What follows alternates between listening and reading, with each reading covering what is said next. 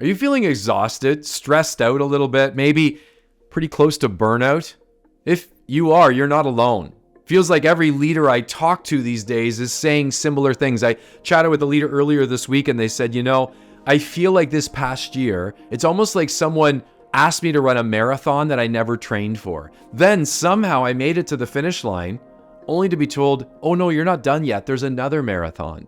I don't know if you can relate, but here's the thing. Leadership is an others-oriented job.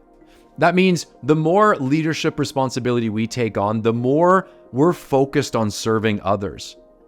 You know, though, that if all I do all the time is be there for others and I neglect myself, nobody wins long term.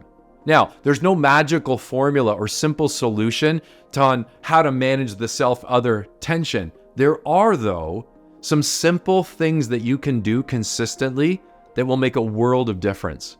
The first thing is just stop overcommitting. Learn 6 magical words. Let me get back to you. Someone comes to you and says, can you just jump into this meeting, but you weren't prepared for that meeting or you weren't planning on using your time there? Look at them and say, let me get back to you. Somebody comes to you and says, hey, I'm moving this weekend. Could you help us out and spend a few hours helping me pack and unpack boxes? Smile, look back at them and say, let me get back to you. Because here's the thing. When we react, we often react with yes. Reacting is all emotion.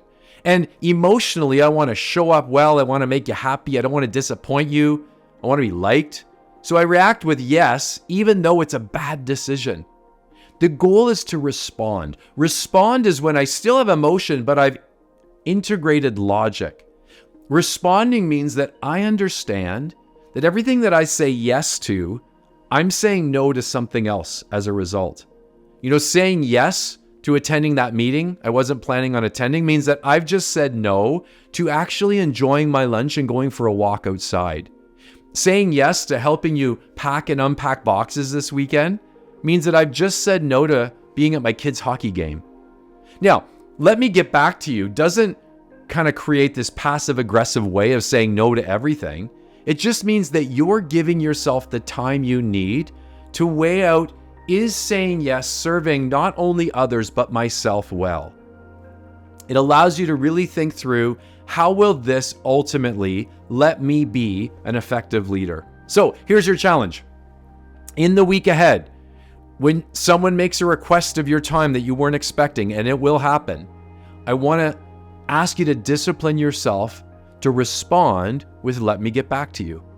And then just take the time you need, whether it's 5 minutes or maybe an hour or so to think about, is saying yes the best decision, not only for them, but for me?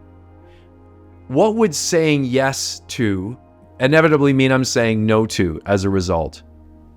Let me get back to you. 6 magical words that just might change your life.